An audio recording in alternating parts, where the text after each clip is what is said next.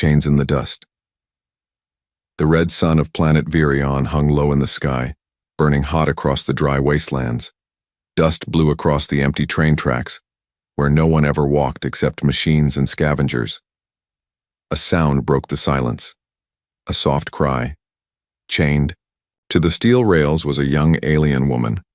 Her skin was pale silver, cracked and bruised. Her long white hair was tangled and full of dirt. Her wrists were bleeding where the metal cuffs dug into her skin. Her name was Sailra, and she had once lived in a palace. Now she was left here to die. Her own people had done this. The council had called her tainted. They said she was born from the wrong bloodline, but she knew the truth. They feared her. Sailra carried something in her DNA, something ancient, something powerful. She didn't even understand it, yet, but they did, and that's why they wanted her gone. The rail beneath her body began to shake. A train was coming. A few kilometers away, in a broken scavenger truck, a human named Tom drove slowly through the desert. He wasn't rich. He wasn't important. He fixed junk, found old machine parts, and sold them to survive. But he had a good heart. One he didn't show easily.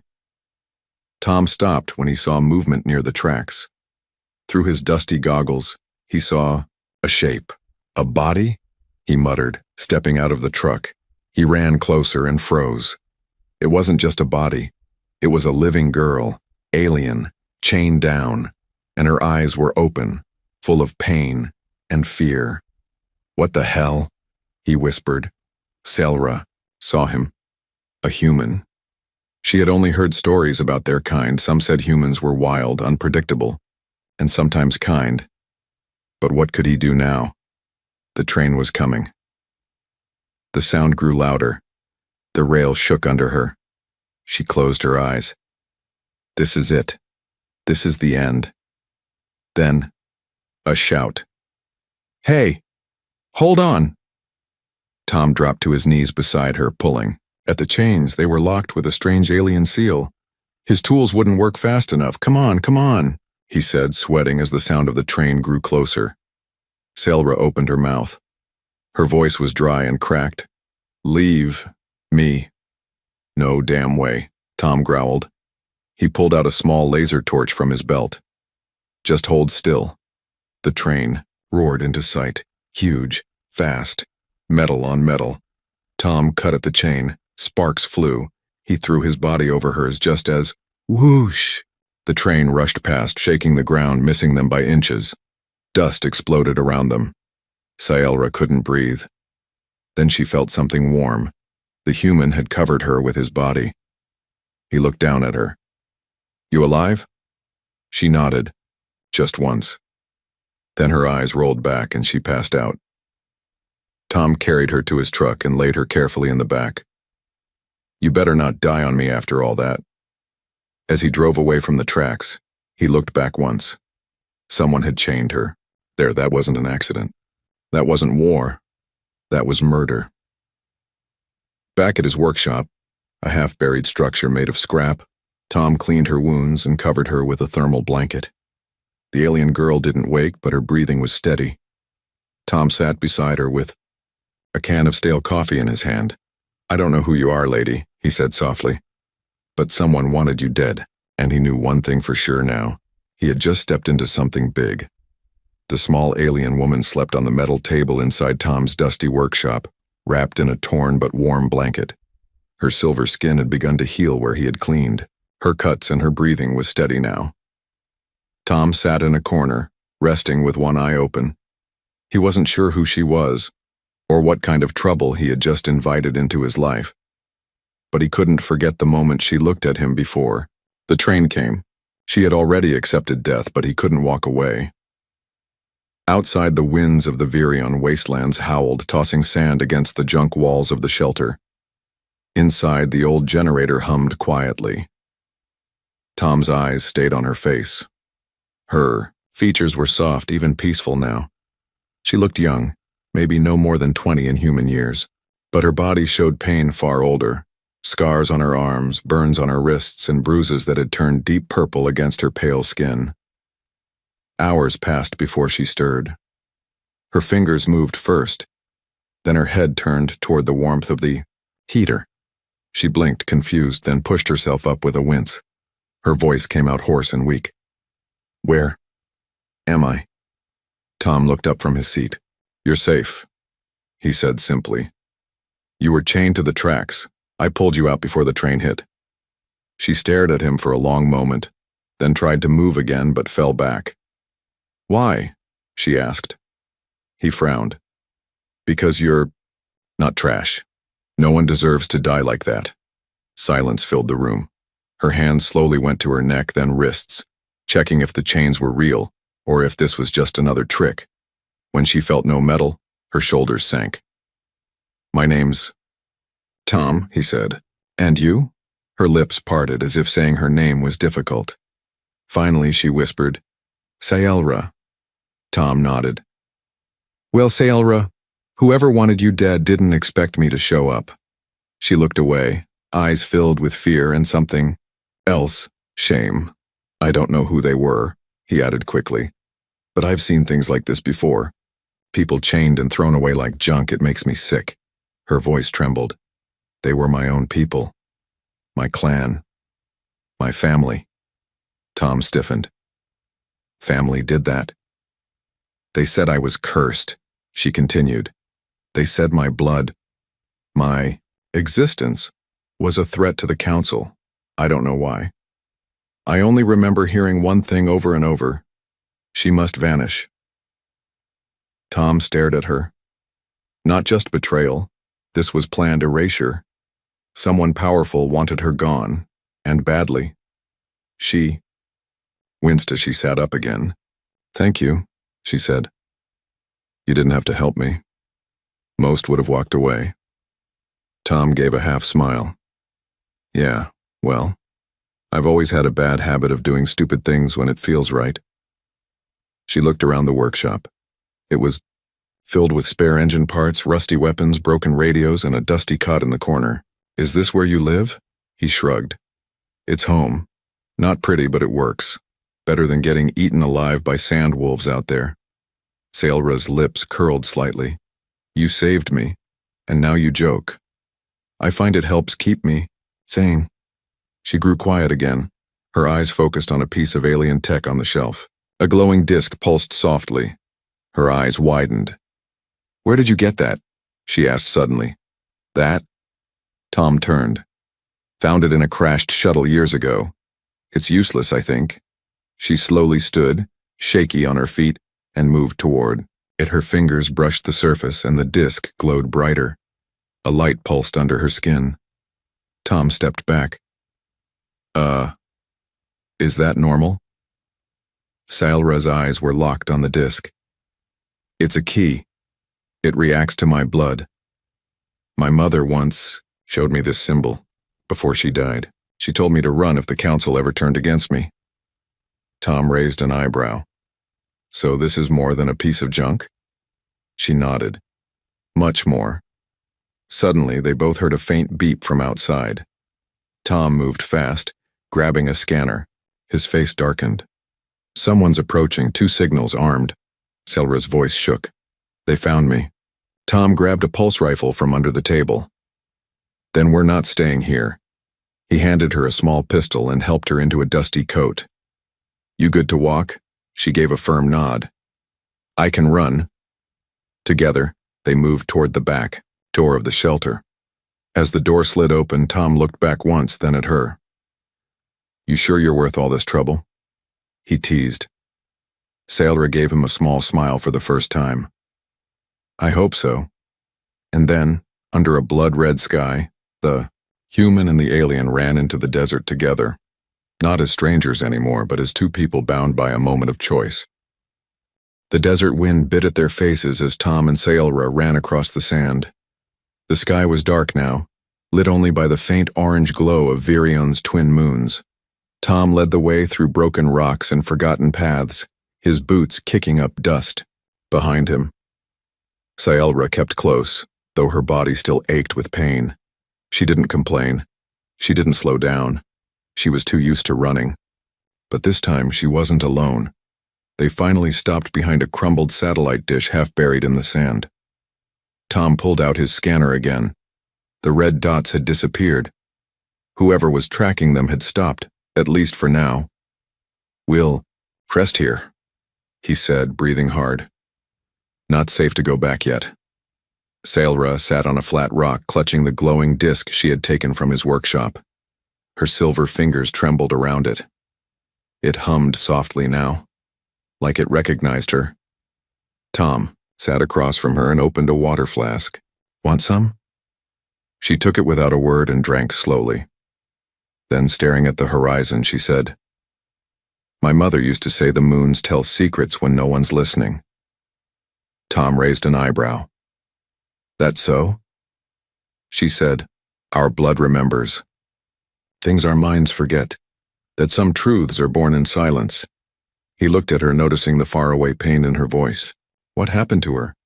"She was murdered," Sailra whispered. "They told me it was an accident, but I know better. She warned me they would come for me one day." "Who are they, exactly?" Tom asked carefully. "The Council of Virion. 5 leaders who control everything. The cities, the soldiers, the laws.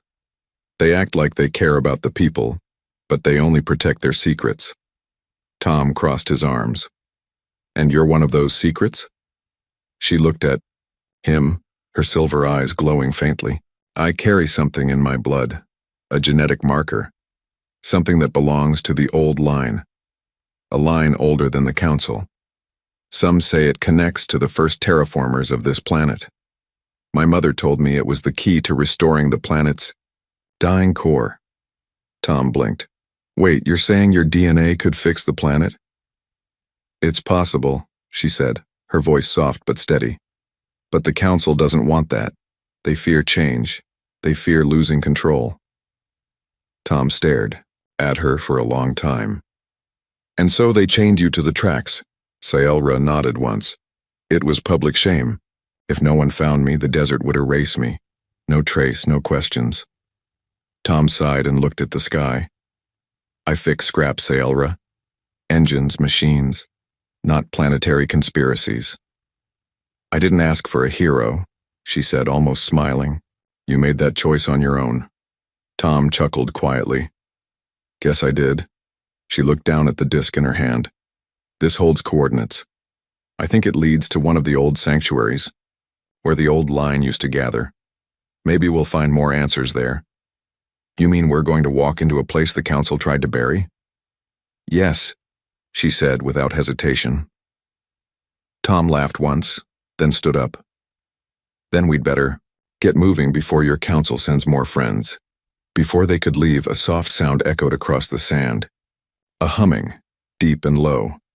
Sailra stood quickly. "That's not wind." From behind the ruins came a creature, tall, 4-legged with glowing red eyes, a desert stalker. It hissed, sniffing the air. Sailra froze. Tom raised his pulse rifle. "You ever seen one of these before?" "Yes," she whispered. "It guards Council vaults. It's part machine, part beast. They only release them when they think someone's close to hidden tech. So, they know you have the disc." The creature growled and leapt forward. Tom fired. The blast hit its side, but it kept coming. Sailra lifted her hand, the disc, glowing brightly now. As the beast lunged, a light burst from her palm, white and blinding. The creature stopped mid-air, howled in pain, then fell lifeless to the ground. Tom lowered his weapon slowly. "What was that?" She stared at her hand in shock. "I don't know. That's never happened before." Tom walked to the dead creature, inspecting the tech parts. "They're watching us, Sailra. You're not just a runaway anymore. You're a threat." She looked up at him. "Then we need to move faster. The Council won't stop." Tom met her eyes. "Good thing I don't like running, but I hate bullies more." She smiled for real this time. "You're strange, human." "And you're glowing," he replied with a grin. As the moons rose higher, the human and the alien picked up their gear and walked deeper into the desert, toward the truth, toward danger, and toward a future no one had planned. The desert at night was colder than Salra expected. The wind sliced through her thin coat, and even the twin moons above offered no comfort, just a pale reminder that the shadows were watching. She and Tom walked carefully through rocky paths, following the map now glowing from the alien disk she held. Neither spoke for a while. There was no need. Both could feel the tension growing with each step. Behind them, deep footprints followed their trail. Silent, precise. Tom suddenly stopped and crouched. He placed his hand against the sand and whispered, "Someone's here." Sael returned, clutching the disc tightly. "You hear something?" "No," he replied, "but the sand's been disturbed. Look." Footprints, fresh ones, too light to belong to a desert stalker, too careful for random travelers.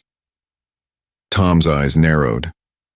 "Bounty hunters," he said softly. "Council's shadows," Saelra whispered. "They use exiled soldiers. No rules. No mercy."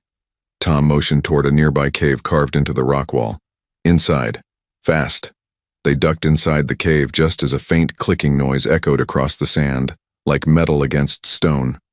Saelra's heart pounded. Tom clicked off his scanner and knelt behind a boulder, readying his pulse rifle. Inside the cave, the air was damp and cold. Ancient markings covered the walls, half-faded symbols from a time before cities, before the council. Saelra touched one lightly. It lit up under her fingers, glowing with soft blue light. Tom glanced at it. "That normal?" "No," she replied. "This place remembers me." Before he could ask what that meant, the clicking outside grew, louder, and then it stopped. Total silence. Tom held his breath. His finger rested on the rifle trigger. Saelra backed away from the entrance, pressing against the wall. Her eyes scanned the shadows. And then, they came. 3 figures, dressed in black armor, moved into the cave like ghosts. One had a long blade glowing red. Another carried a pulse cannon. The third, tallest of them all, scanned the area with a helmet that clicked softly. Tom fired the first shot. The blast hit the ground near their feet, making them scatter. "Go!" he shouted to Saelra. She didn't run. She stepped forward and raised the disc. It pulsed brightly, casting blinding light. One of the hunters screamed and covered his face as his armor sparked and failed, but the tall one didn't flinch. He raised his arm and launched a shock net. It flew toward Saelra. Tom dove between them, the net catching him instead. Electricity surged through his body as he hit the ground hard. "Tom!" she screamed. The tall hunter walked forward, boots echoing across the stone floor. "Saelra of the old line," he said in a cold, mechanical voice. "You were meant to die in silence. You have defied fate." She stood her ground. "Fate didn't chain me. The council did." He raised his weapon. "You will not leave this cave." Just then, the wall behind Saelra trembled. The ancient markings glowed stronger, and a deep hum filled the cave, like something waking up. She looked back. The disc in her hand was now vibrating. Without thinking, she placed it against the wall. The stone cracked. With a loud boom, the wall opened, revealing a hidden tunnel lined with light. Wind rushed from within, carrying warmth and the smell of old air, sealed for centuries. The hunter hesitated. Saelra turned. "You want me?" "Follow, then." She ran into the tunnel. The tall hunter aimed to shoot, but a sudden blast from Tom's half-fried pulse rifle stopped him. Tom, barely moving, had crawled into position. "You're not taking her," he gasped. The hunter knocked him aside and charged into the tunnel. Inside, Saelra ran faster than she ever had. Lights lit up as she passed, responding to her presence. The tunnel curved and opened into a large chamber filled with machines, crystals, and strange floating data orbs. She stopped in awe. The place was alive. Behind her, the hunter entered. "It ends here." But the chamber responded to her fear. Panels rose from the floor, forming a barrier. Energy fields activated. The hunter was trapped inside a ring of floating crystals. One moved to Saelra's side and scanned her. A soft, female voice echoed, Bloodline confirmed. Welcome, Sailra. The hunter screamed as the crystals around him flashed with light, lifting him into the air. In seconds, he vanished, erased.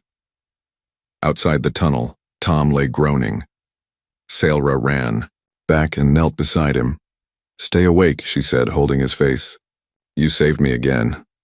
He smiled weakly. That's what I do. She helped him to his feet, tears in her eyes. This place? It belongs to me.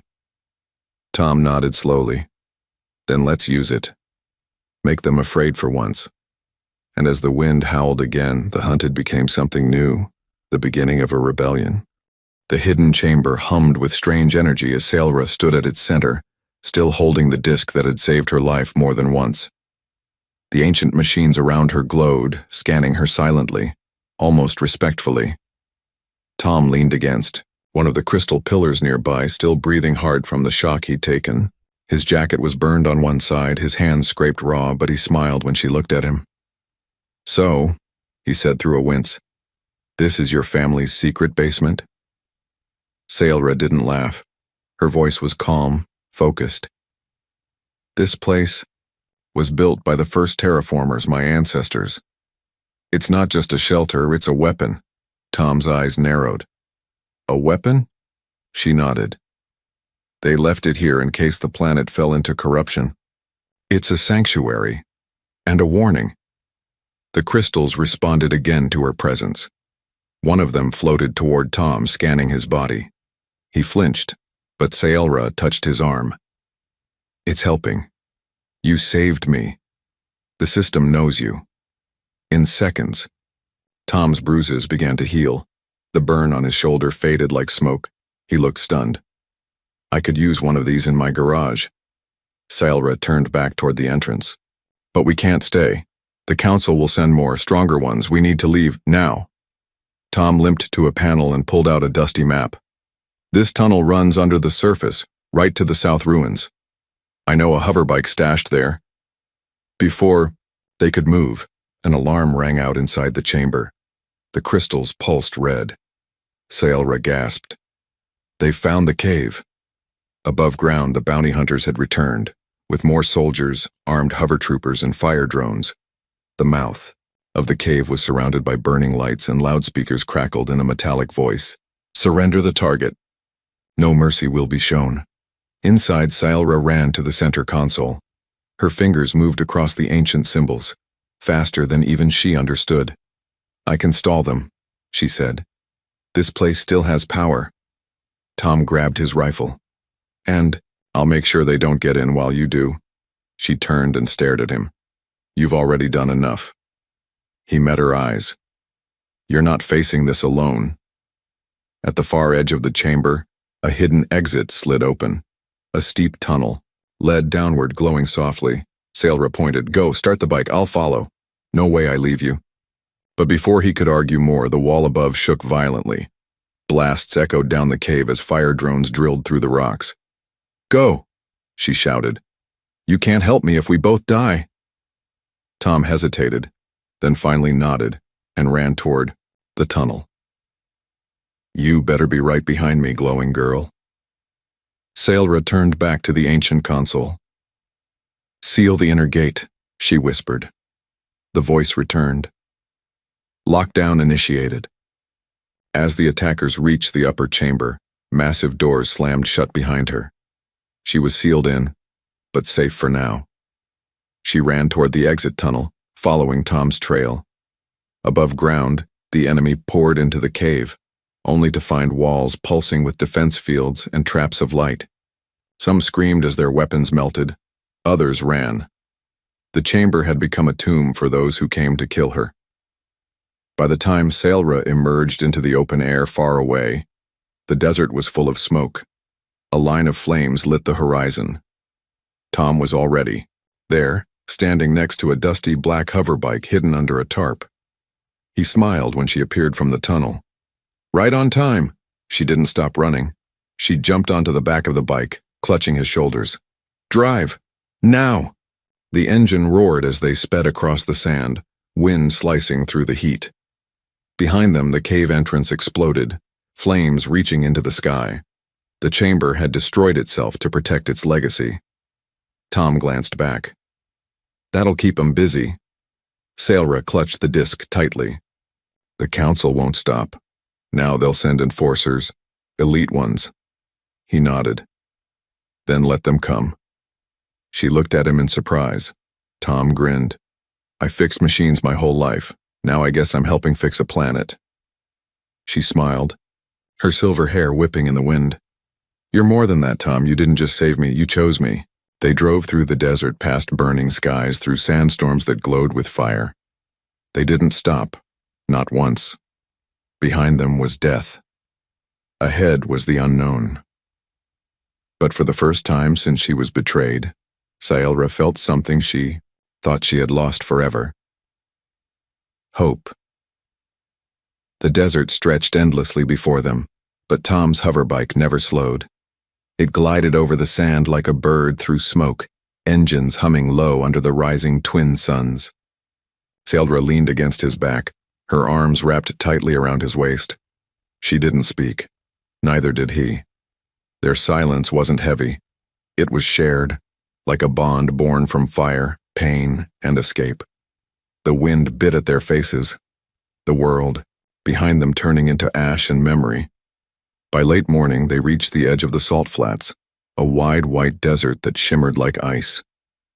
Few dared to cross it. The surface reflected the sun with a blinding shine.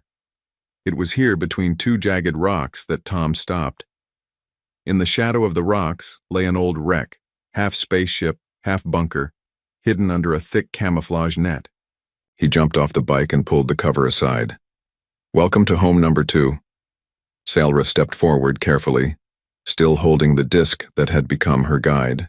Her eyes scanned the ship's burnt hull, the faded human letters on the side. You lived here before? Tom nodded. Yeah, long time ago, before I found the junkyard. This place. No one comes near it. No signals, no scanners. It's off every map. They walked inside. The air was stale but breathable. Old lights flickered to life as Tom powered up the backup generator. The control room was small, dusty, and filled with old food packs, tools, and wires, but it was warm, safe. Sailra sat down on a small bench in the corner and closed her eyes. This feels peaceful. For now, Tom said, tossing her a water pouch. They'll search for us, but they won't find this place. She took a sip, then looked at him. I don't think I ever asked, why did you save me? Tom paused. He looked down, rubbing the back of his neck. I saw your eyes. Back on the tracks? You had already given up. That look. I've seen it before. In the mirror. Sailra tilted her head slightly. You lost someone?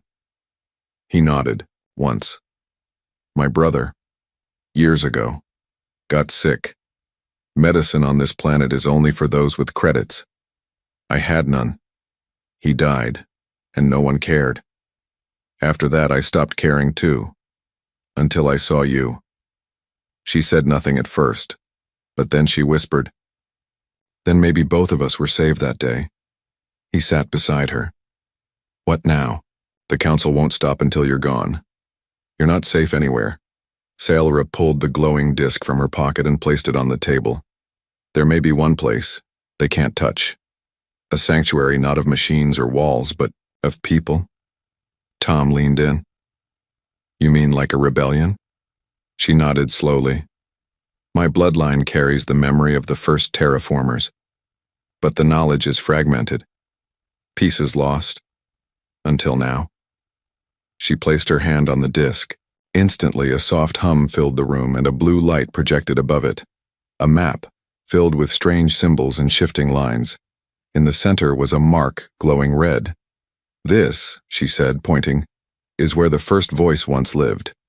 An ancient protector of balance. The last message my mother ever showed me said, return to the voice and the planet will know peace again. Tom squinted at the map. That place looks like it's in the broken cliffs. She nodded. Which means we'll need to go through council territory. Tom leaned back, rubbing his jaw. Sounds like suicide. Maybe, she said. But this isn't just about me. If the voice still lives, or if the tech does, we could awaken something that could break their control. Tom smirked. You're planning to wake up an ancient alien voice and overthrow the most powerful rulers on the planet? She met his gaze with calm certainty. Yes, he chuckled. I've heard worse plans. For the first time in days, she laughed softly. It wasn't loud, but it was real. And in that broken ship, something changed. Not just between them, but within them. They weren't just running now. They were choosing a path. Later that night, as they rested on the floor, Sailra looked at the stars through the cracked window. You said this was your home once. Do you miss it? Tom was quiet for a while, then said, It never felt like home until now. She smiled in the dark. Tomorrow, they would begin the journey to the cliffs. Tomorrow, the war would become more than survival. But tonight, in that forgotten wreck, they had a moment untouched by fire, by chains, by fear. A place they couldn't be hunted, a place they couldn't be broken, a place the council couldn't reach. The wind screamed through the broken cliffs, carrying sharp dust and whispers of forgotten voices. Towering stone walls rose around Sailra and Tom as they climbed the last narrow path toward the ancient signal marked on the disk. The air was thin here, and silence ruled the land. No patrols, no drones, just a dangerous stillness that seemed to watch them as they moved. For 3 days they had traveled across enemy ground, avoiding sensor grids, hiding during patrol flyovers, and pushing through brutal storms. Tom had barely slept, keeping his hand on his weapon while Sailra guided them using the glowing memory of her ancestors. The disk's light now pulsed faster, its signal stronger. Whatever waited ahead, it was close. The path finally ended. At a flat stone platform carved into the mountain, long buried under vines and thyme, at its center stood a giant stone gate, smooth and tall, with symbols etched across its surface. The disk in Sailra's hand glowed white-hot. This is it, she said, breathless. This is where the voice was last heard. Tom looked around. It doesn't look like a rebellion base. It's not, she whispered. It's a memory waiting to be awakened. She stepped forward, pressed the disk into the center of the gate, and the world changed. The mountain shook. The symbols lit up one by one, and the stone split apart with a deep groan. A wave of warm light flowed out from within. Tom raised his arm to shield his eyes. Inside the gate was a circular room filled with floating crystals, ancient machines, and a single tall structure in the middle, a stasis pod, humming softly. They stepped inside. As Sailra approached the pod, her skin began to glow faintly. The crystals around her responded, flickering in rhythm with her heartbeat. The pod opened with a slow hiss, revealing a glowing humanoid figure, a woman made of light and memory. Her voice echoed like soft thunder. You carry the blood of the old line. Why have you awakened me? Sailra stepped forward. Because I was thrown away. Because they tried to erase me. Because my world is dying and my people are blind. The voice studied her with eyes that held stars. And what do you seek? Not revenge, Sailra said, her voice strong now. Justice, truth, and the strength to break the chains they still place on others. Tom watched her in awe. The woman he found chained to a track was gone. This was someone else, someone reborn. The voice lifted a hand, and a stream of golden light touched Sailra's forehead. Images filled her mind, memories of her ancestors, the first terraformers, the council's lies, the hidden codes, the lost technology, all flowing into her like a river. When the light faded, she dropped to her knees, trembling. Tom rushed to her, but she held up a hand. I'm fine. I see now. What do you see? She stood slowly. Their power comes from fear and silence, but I now hold the one thing they cannot control, truth. From a hidden wall, the room revealed a glowing staff. Sailra stepped forward and took it. As soon as her fingers closed around it, a beacon shot into the sky, a beam of light seen. Across the entire planet, the council would see it, the people would see it. The lie was breaking. Far across the cities, in towering halls of polished steel, the council panicked. Alarms rang. Holograms flickered. The mark of the old line had returned, and it was active. "She's alive." One counselor gasped. "She's activated the beacon." "She can't be allowed to speak," another barked. "If the people remember who they were, what they could become, it's over." But it was already too late. Sailra and Tom returned to the surface as ships began to fly toward them. Not warships, but civilian crafts, rebels, scattered survivors, old warriors who still remembered the truth. They followed the light like a promise. Tom looked at her as ships appeared in the sky. "What now, Princess?" She smiled, the wind brushing her silver hair. "Now, I speak, and they will listen." And so she did. Sailra stood atop the ancient platform, staff in hand, and shared everything. The betrayal, the history, the lies. Her voice was broadcast across the planet through the old network. The voice reawakened. She was not just a lost daughter anymore. She was the return of the old line, the beginning of a new age. People rose. Soldiers laid down arms. Cities rebelled. The council's grip cracked, and through it all, Tom remained beside her, not as her protector, but as the one who reminded her of her worth when the world saw none. The girl who had once closed her eyes, waiting for death, now stood tall before millions. Not a victim, not a secret, but a voice the galaxy could no longer silence.